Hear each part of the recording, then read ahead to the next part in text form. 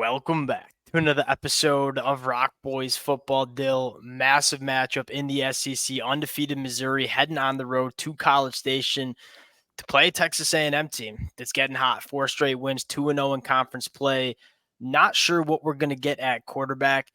I kind of got up there Friday afternoon before the Arkansas game and said, I'm still a Marcel Reed guy. And I understand. I'm not saying it's obvious that Marcel Reed's the guy. I think there are a lot of people that are saying that. Like, I understand the people that want to see Connor Wigman back on the football field.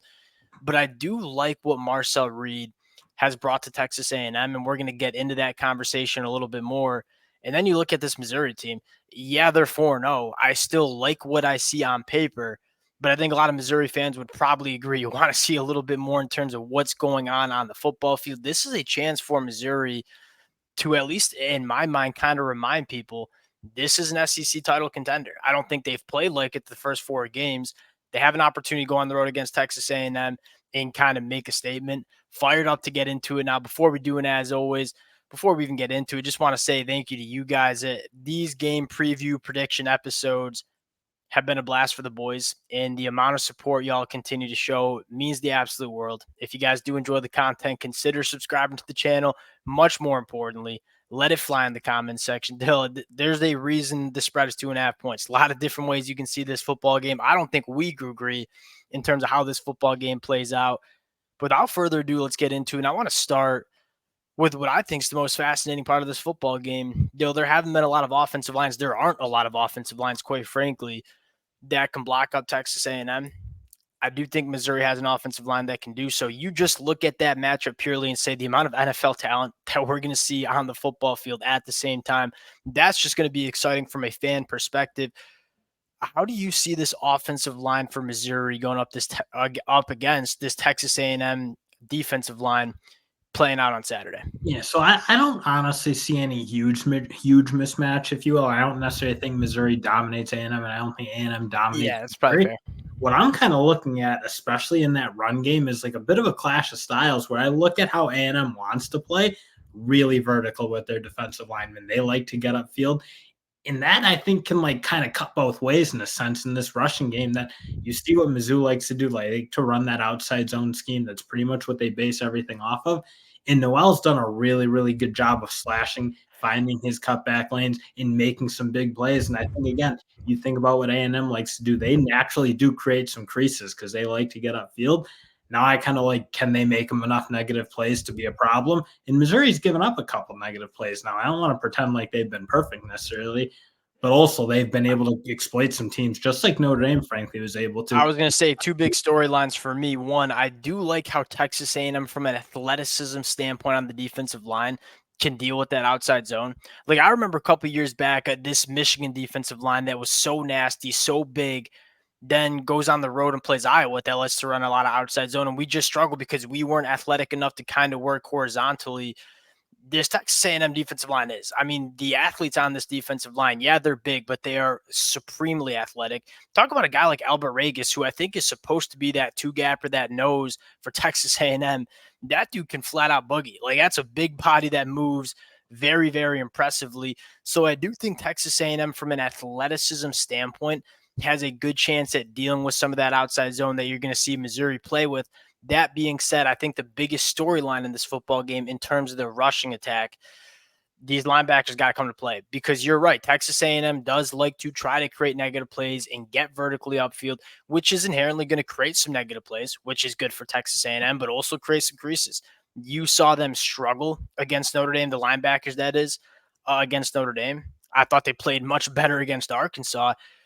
And Arkansas likes to do some similar things. I mean, you've seen how Quinton Jackson's made as hay, if you will, in this season, is being able to make that kind of one cut in that zone scheme they've liked to do. And he's hurt some teams, but that's the big thing with me. I think you see Torian York and company. DeShields, I thought, had a really, really nice game. Williams is playing really good in that off-ball linebacker role. A lot better, frankly, than I would have thought he would have. Scooby Williams, I was out. I mean, like, the Texas A&M fans know, like, when Scooby Williams committed to Texas A&M, I was like, okay, excited, but I thought he'd be an edge. And then I saw he's playing linebacker. I'm like, I don't know about that. Scooby Williams been a dude. Sorry. But again, they need to be able to bring Noel to the ground because he's been unbelievable. I feel like people aren't giving him enough. Like, when we're talking good running backs in this league or this game of college football, if you will, his name really should be coming up because he's been, I think, awesome. And he fits this Missouri offense really well. I think the second storyline you're looking at here, the Texas A&M secondary hasn't been like supremely tested, if you will,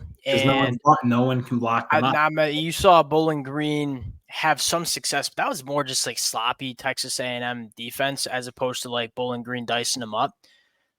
If Missouri can pass protect for Brady Cook, can Brady Cook punish him down the field? That's the big storyline. Obviously, you have one of, if not the best wide receivers in Luther Burden taking the football field, but they got a lot of other weapons too that I feel like people ignore. Like when you talk Missouri, you talk about Luther Burden. All right, bet Luther Burden, really, really good football player. Like Micah T is really good. You got a really, I think, unique tight end in Norfleet as well. You got some guys that can take the top off of the defense too, which we've seen Texas A&M maybe struggle at times, giving up the deep ball. How do you view this Texas A&M secondary going up against just a lot of different bodies that can hurt you for this Missouri offense? That'll be the interesting thing because I could get up here and pretend like we have the answers. Yeah, we don't. It's kind of what you said. Nobody's been able to really block A&M up, so we haven't really had to see them face like a developed, really effective downfield passing attack. Again, you kind of said it. They've given up a couple of big plays, which obviously is a little bit concerning, but they really haven't faced a sustained attack. And frankly, I think we haven't seen Missouri hit their stride. And I think in this game, I'd kind of like to see them do it because you haven't seen them be in that like real death mode on offense, especially in the air. That I think frankly, I thought we were going to see, and I think we can see, but it's been a bit choppy for them, and it really can't be in this game because I don't know that they'll get a ton of shots because I do think A&M's pass rush is going to be can be a bit of a problem. I don't think they're going to blow them off, but agreed. I that's how I would sum up this Missouri offense. Like you kind of been. I think sleepwalking would probably be the best term to use for Missouri for the first 4 games. You better hope that crowd in College Station wakes you up because you can't sleepwalk going on the road to Texas A&M. Because it really can't be choppy. Because again, I think there is that element. You need to be able to you need to be able to make the plays. Yeah, and these type of games, when you're talking about 2.5-point spreads, you can't leave plays on the football field. Let's flip the sides here. Texas A&M offense. Let's start with Dill. Who should be quarterback 1? I'll start. I'll take the wheel here first because we're gonna get heat either way. I think Marcel Reed's still the guy. 1, he's 3-0, 2-0 in conference play. Number 2, yes, I get that he is not a perfect quarterback, and I'm not going to get up here like there's some other people and say it's obvious that Marcel Reed is the quarterback 1 because I don't think it is. That being said, I think he continues to fit how Texas A&M wants to win football games. It's unquestionably a better rushing attack with Marcel Reed at quarterback in terms of what he can do with his legs creating space for guys like Le'Veon Moss. I think secondly, the Texas A&M offensive line is clearly better in the run blocking department than they are in pass protection. Even if Texas A&M was going to go back to Connor Wigman, do we think this passing attack is going to be great for Texas A&M? I don't know. You haven't seen Connor Wigman play that good of football. The offensive line at times has struggled in pass protection. And then the wide receivers on the outside, I don't know if it's an elite wide receiver room. And so if I'm Mike Elko, I'm Coach Colin Klein, and I'm looking at what quarterback fits this Texas A&M offense the best, I continue to think that it's Marcel Reed. But I think more importantly, I think as Marcel Reed continues to get reps, I think he's going to get a little bit more comfortable with some of the mistakes that he's making. And then even more importantly, I think Coach Colin Klein needs to continue to build an offense that is working with what Marcel Reed can do from an athletic standpoint. And especially in the short term, I think Marcel Reed's a much better matchup. And I'm not sure I'm as much on board with the Marcel Reed train moving forward if Connor Wigman's back. But if Marcel Reed comes, if he starts against Missouri and wins, I don't even know if it matters how he's playing because at the end of the day, he's winning football games for this Texas A&M team. He's not turning the football over either. Like that's the recipe, baby. And that's fair, but I'm looking specifically at this matchup. I think Marcel Reed can give Missouri more problems than, frankly, maybe even Wigman could, because you look at what Wigman's going to do, it's going to be much more of a pocket passing game. I think Mizzou's secondary is really, really good. I know people are maybe a little bit concerned they were going to lose some guys, but I still really think that unit's great. Frankly, the one time they've struggled is dealing with mobile athletic quarterbacks. For the first half against Boston College, it never was like really noticeable. But the only thing Boston College could really do was have Castellanos make plays. And then Diego Pavia, they just didn't have their linebackers really, really struggled to deal with that rushing attack that was led by Pavia. Obviously could work off with the running backs.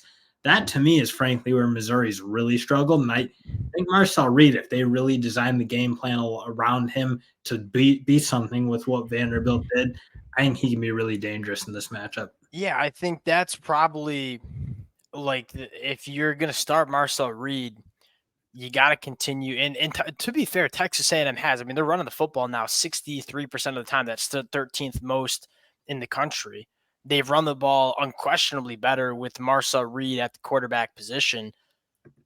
If you're Coach Colin Klein, I think there's more things that you can do to lean into Marcel Reed. I mean, whether it's getting him out of the pocket, whether it's just designing some runs where Marcel Reed can go be an athlete himself. I think there are things that Colin Klein can continue to do to build this offense around Marcel Reed. And it makes sense that you haven't seen the full Marcel Reed offense because they prepped all offseason for 8 months and built an offense for Connor Wigman. And now all of a sudden it's Marcel Reed and you can see them kind of build it in. I want to see even more leaning into what Marcel Reed can do. And if it's Connor Wigman, then you're probably relying a little bit more on the pocket passing. Connor Wigman can be an athlete, but even when we saw Connor Wigman play against he doesn't want to run the football. Like that's very clear. I think he can run the football, but he clearly doesn't want to. But he's also not like a great short yard. I mean, he's a strider. Like when he can get Yes. going, he can obviously move. But Marcel Reed, again, he gives them much more options in terms of like running some of that inside zone stuff where he takes the ball up to the middle. Like that's not really Wigman's game because he doesn't have that burst explosiveness that Marcel Reed has. And yeah, I just kind of look at my probably fundamental question with this Boston College team is just team athleticism. I think the defensive ends are a little bit more built as heavy. You meant Missouri defense, right? Not Boston College defense. Of course, Missouri defensive linemen. So you look at their edge play; they're not super athletic. They're big, they're physical, they're strong. I think they can put a lot of pressure on teams, but they're not great athletes. I don't think across the board. The linebacker play. I mean, I wasn't impressed with what they were doing in space. They had a lot of trouble tackling Pavia. They had a lot of trouble kind of reading him and getting to him. That to me is your fundamental question. That's what I'm doing. If I'm Coach Colin Klein, like I'm looking at that Vanderbilt film, saying how can we replicate some of the stuff that Diego Pavia and Vanderbilt gave? Because you could tell it wasn't just Missouri. Missouri was a little confused in terms of what Vanderbilt was throwing at him. If you're Texas A&M, you got a quarterback in Marcel Reed that I think can do that stuff. And so I would lean into that.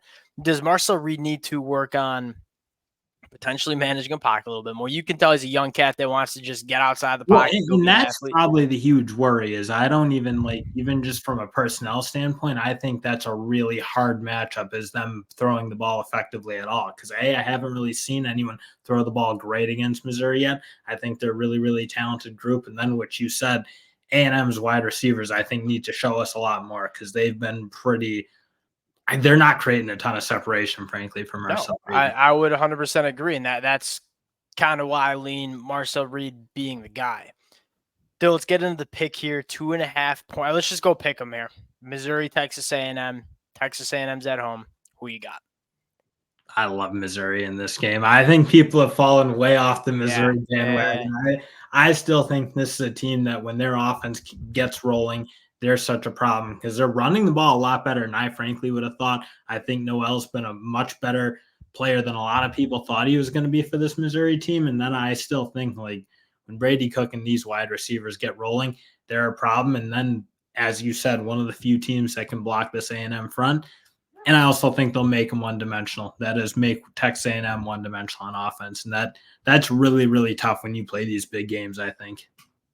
I'm gonna go Texas A&M, and I might be falling into this like Missouri trap. You know what I mean? I still like sometimes Missouri. It's tough to get up when you play a bunch of really bad teams. I agree, and they're gonna. I mean, you can kind of coming off a bye, like going to College Station. Like I do have a feeling Missouri is gonna play some good football here. I think Texas A&M has found something, man. Like running the football, dominating on defense, winning the turnover battle. That's the recipe for Texas A&M. They've won football games the last 3 weeks doing that. I think it can translate. Give me Texas A&M at home here. Going to be a fascinating football game again. We'll cut it out there. Appreciate you guys rocking with it. If y'all do enjoy the content, consider subscribing to the channel. Appreciate you guys, and we'll talk to y'all later.